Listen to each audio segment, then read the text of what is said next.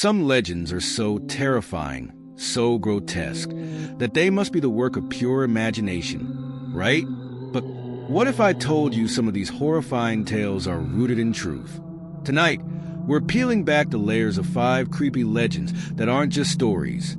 They actually happened. Prepare yourself for a descent into the darkest corners of reality. The real-life human experimentation of Unit 731. Unit 731 was established in 1936 under the command of General Shiro Ishii, a doctor with a twisted vision. Tasked with developing biological weapons to aid Japan's war efforts, Ishii was granted unlimited resources and complete impunity. The unit's headquarters were hidden in Harbin, in Japanese-occupied Manchuria, where secrecy was ensured by the remote location and a policy of brutal enforcement. This facility was more than just a lab. It was a prison, a factory of death, and a place where unimaginable horrors were inflicted on innocent people, euphemistically referred to as logs by the researchers. The experiments conducted at Unit 731 were designed to test the limits of the human body and the effectiveness of biological weapons. Prisoners, many of them Chinese civilians, but also Russian soldiers and others, were subjected to horrific procedures. Vivisection. Prisoners were dissected alive without anesthesia to study organ function and disease progression. Frostbite tests.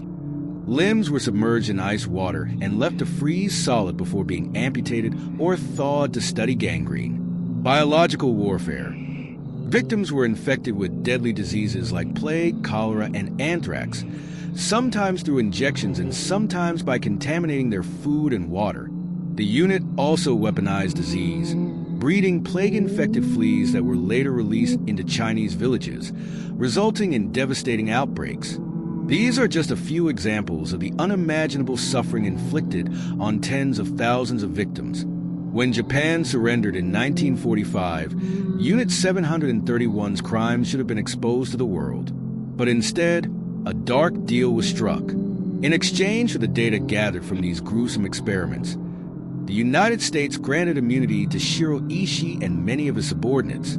This deal ensured that the perpetrators of these atrocities would never face justice, and much of the evidence was destroyed to protect those involved. Today, the site of Unit 731 serves as a museum, a grim reminder of what happens when humanity loses its moral compass. Survivors and their descendants continue to seek acknowledgement and justice, even as governments remain reluctant to fully confront this dark past. The Bell Witch, America's most terrifying haunting. The year was 1817, and John Bell and his family lived in a small farmhouse in Adams, Tennessee. By all accounts, they were an ordinary family, tending to their crops and livestock on their land near the Red River. But little did they know, their peaceful lives were about to turn into a waking nightmare. It began with small, almost unnoticeable events. Faint knocking on doors and walls, strange animals seen lurking near the farm, and shadows darting in the periphery of their vision. But this was just the beginning. Soon, the family could no longer ignore the presence. The sounds grew louder, scratching inside the walls, chains dragging across the floors, and disembodied voices echoing through the house. One night, John Bell's daughter, Betsy, woke screaming, claiming invisible hands were pulling her hair and slapping her face. The Bell family quickly realized this was no ordinary haunting. They were dealing with a malevolent entity, a spirit that seemed to have one goal: to destroy them. The spirit began to speak, identifying itself as Kate, a witch who had cursed John Bell for reasons that remain unclear to this day. What's even more chilling is that Kate was not bound by the walls of the Bell home. Visitors who stayed overnight often left terrified, claiming they heard whispers in their ears or felt icy hands gripping their shoulders in the dead of night. Kate seemed to have a particular hatred for John Bell, tormenting him relentlessly. She vowed to end his life, and her threats were far from empty. After years of torment, in December 1820, John Bell was found dead in his bed. Next to him was a mysterious vial of liquid that no one could identify. Kate claimed responsibility, saying, "I gave old John a big dose of that last night, and he'll never wake up again."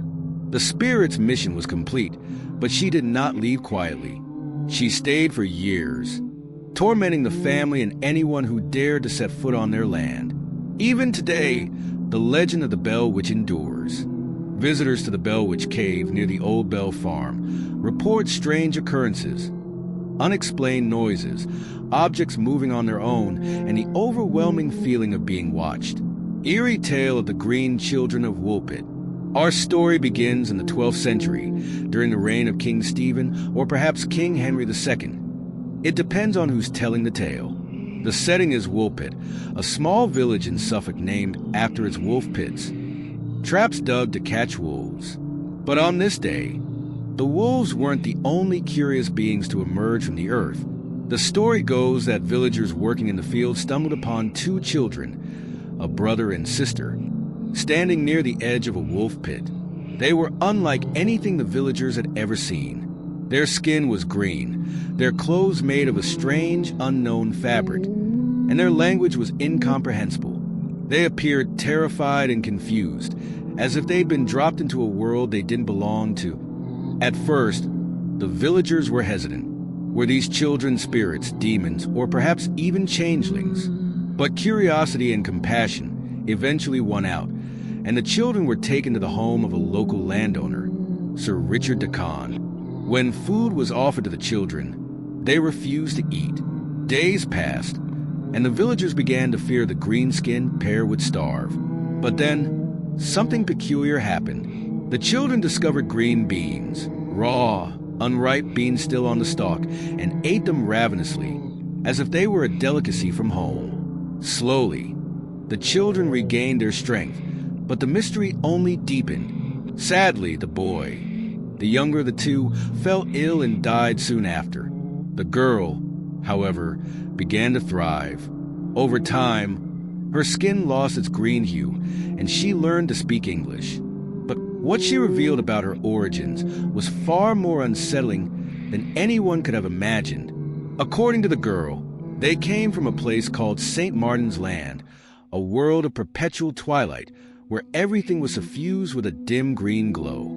She claimed that her people were Christians, but they had no idea where Woolpit, or the world of the villagers, was.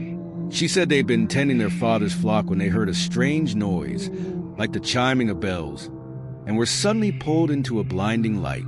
The next thing they knew, they were standing in the fields of Woolpit. But then, there are the more chilling theories, ones that suggest these children weren't human at all.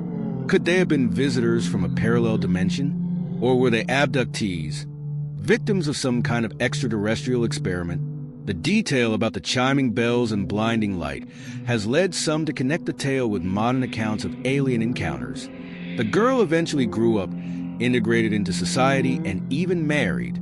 But the mystery of her origins and that of her green-skinned brother was never solved. Woolpit remains a quiet village to this day, but the legend of the green children lingers like a ghost, a reminder of how little we truly understand about the world, or worlds, around us.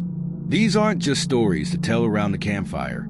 They're chilling reminders that the real world can be far more terrifying than our wildest imaginations.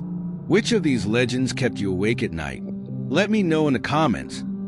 And don't forget to like and subscribe for more tales from the dark side of reality. Stay safe, stay curious.